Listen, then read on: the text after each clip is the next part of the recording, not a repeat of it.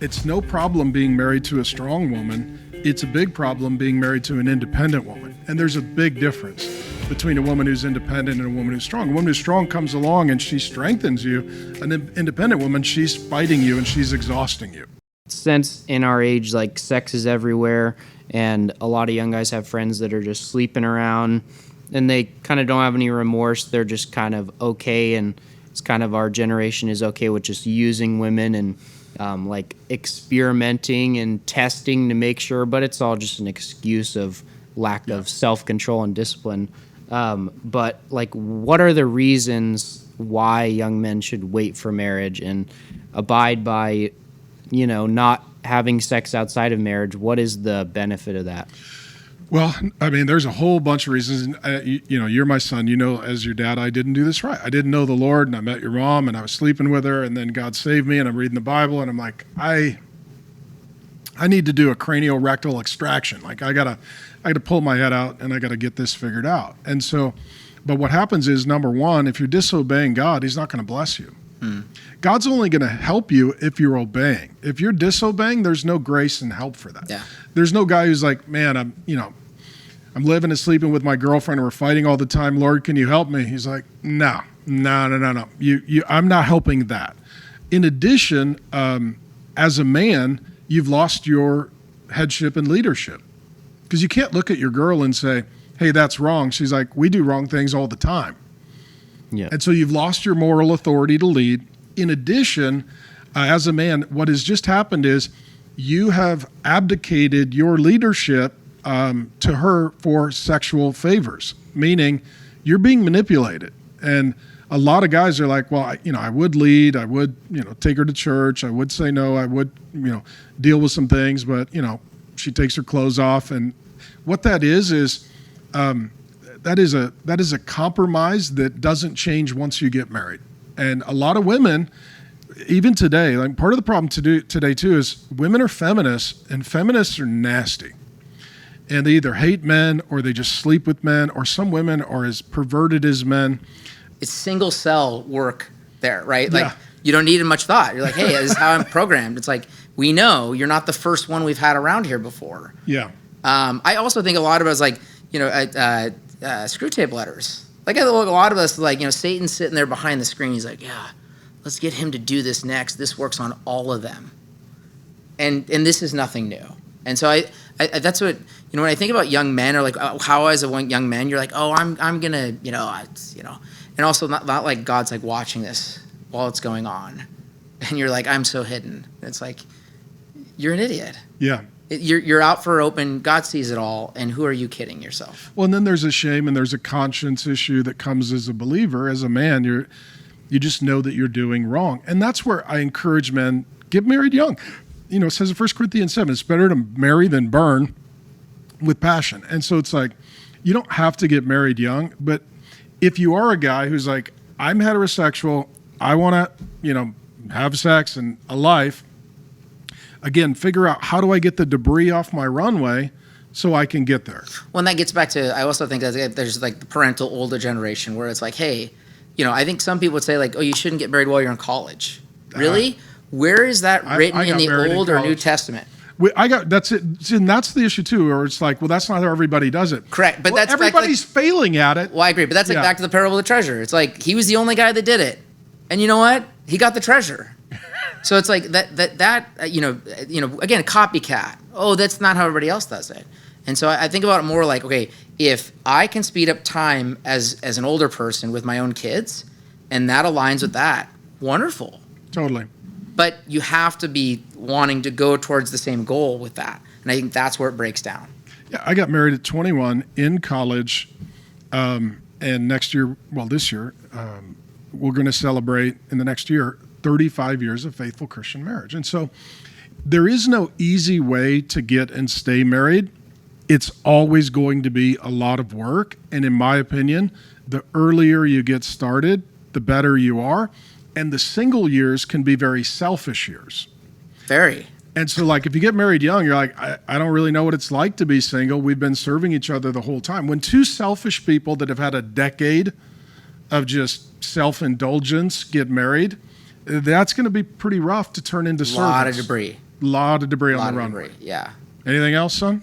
I think just kind of tying into that, I think for young men who are like 18 to 25, I think for you guys just need to like go out and talk to women, and there's still time, but for the guys who are like 26 to 30, maybe older, and they're still single and they are realizing now in this day that they need to get married, they need to find a girl, and the dating pool kind of feels small, which I understand, or it feels unrealistic.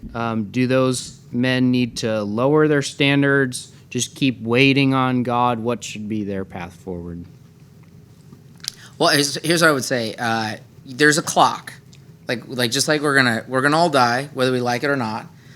There's a clock, and there's a clock maybe in your work, in your marriage. We're all on deadline. Your point, like every season's got its own work, and so like I remember in my again, Katie and I got married when we were 24, but then it's like you watch people that didn't get married till they were like 30, and then like The pressure to have kids is coming. I was gonna say like. There starts to be the saying is like oh they're 32, why aren't they married yet? And it's kind of like, well, there's something, okay? And so I said there's risks on either side, right? There's risk to be like, oh, I married young, I was being foolish and stupid. That's true, but that doesn't mean it wasn't something God wanted. Like I think of my my younger sister got married young, and her and her husband, God's blessed their marriage. They have 3 kids. It's awesome. People would have been like, wow, you guys are being idiots for doing that young. Okay. On the flip side, is like you wait a long time. There could be like you talk about debris, but like there could be a lot that comes out of that where there's completely different risks that come out. There is no easy path in my way of looking at this. And to your point on like what does someone in that season do? It's like, well, I would be very thoughtful about the season you're in. Right? You're in your early 20s. Like I felt that pressure. I wanted to get married. I'm really glad I re-ran into my wife after knowing her for years before, and we started dating. I was like, that was weird to like, you're kissing your friend. You're like, oh, that's different. So I'd been friends with this girl for years, okay? But versus like you get into that later game where it's like you're in your late 20s or you're in your early 30s, I think you just have to have a hyper awareness of like every season has its own trouble and toil with it. Because in that case, you could be like, okay, great. I should have been earlier on this. Now I'm walking into a situation where, again, there's more debris. You might be walking into a situation where you're dating someone who already has kids. Yeah. That's a totally different issue and season that you have to think through and deal with and things of that nature. Mm-hmm. And I'll close with this. So part of it is, does she genuinely love the Lord and submit to the Lord and honor the Lord? And then 2, is she going to follow my leadership? And a lot of guys, it's like, well, she's so smart and she's so accomplished and she's so successful. It's like, yeah, and if she's independent, that is going to be a rough marriage. And so I always say, it's no problem being married to a strong woman. It's a big problem being married to an independent woman. And there's a big difference between a woman who's independent and a woman who's strong. A woman who's strong comes along and she strengthens you. An independent woman, she's fighting you and she's exhausting you. Mm-hmm. And what most guys don't really consider is, it says in 1 Corinthians 11, it says that the woman is the glory of the man. So I always use this analogy that the woman is like a garden and the man is like a gardener. And a lot of guys look at a married woman, they're like, I wish I could find a girl like that. That's like looking at a piece of land that nobody's, ever worked on, versus looking at a place where for 30 years a guy's been cultivating his land. And you look at the land, you're like, look at that beautiful property. Like, you know how much work that guy put in to take it from raw land to beautiful garden? That's marriage. Like, you marry a woman and it's like, is she going to follow my leadership? Will she allow me to love her and serve her and disciple her and walk with her and cultivate her so that she becomes more fruitful and more beautiful over time? And so most guys, they're looking for a park. They're not looking for a woman who's willing to be led. Yeah. And if you get a woman that's willing to follow your leadership, and you're willing to put in the work, then eventually what you realize is we have a fruitful marriage and have a beautiful wife. But it's like starting out with kids. Like, they're colicky and they're hungry and they're crying and they're sleeping.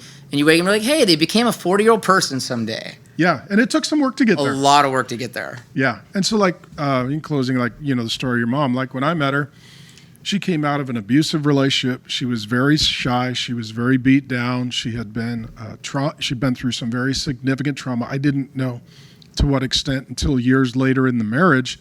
And today, your mom is confident. She's leading. She's teaching. God's using her, and she did love the Lord. And we've had some issues, but she does follow my leadership. And so, this is where, had she just remained single and worked on herself, she would have never gotten there. She needed God and a husband, and I needed God and a wife. I was feral, strong when I got married, and come from a rough background and rough around the edges. He grew up with wolves. Yeah, exactly.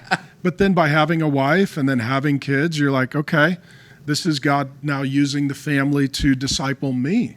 And so, it's not, are we ready? The issue is, are we willing to enter into the process together to where we are always working on this relationship and this marriage and this family? And huge faith. Yeah, it's faith. It's submitting to leadership, and it's putting in the work. Yeah. And if you find a woman who's like, she loves the Lord, she'll follow my leadership, and she's willing to put in the work, we're going to figure it out. We're going to have a beautiful family. A lot of faith from her angle too, though. I mean, I think where it's like, dude. Someone's like, Cole, I trust you with my future and my children and my well-being And my It's like, safety. that's a lot of faith. Like, I didn't have to have as much faith. I was kind of like betting on myself. You were betting on someone else. Yeah. That's uncanny. And looking at photos of that guy in his early 20s, that seemed like a high-risk bet. Thank you very much for watching. And if you do me a solid, go ahead and subscribe, and we'll get you lots more Bible teaching content.